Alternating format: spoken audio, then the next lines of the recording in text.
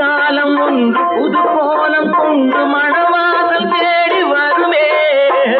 நல்ல வேளை நான் பிழைத்துக் கொண்டேன், என் காதலை உன்னிடம் அழைத்து வந்தேன்.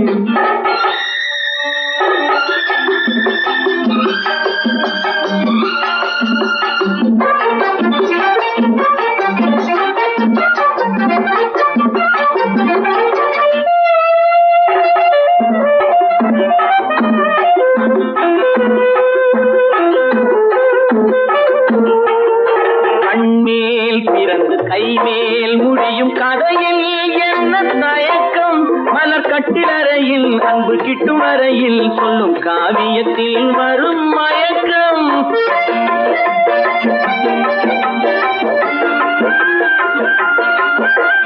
கண்மேல் பிறந்து கைமேல் முடியும் கதை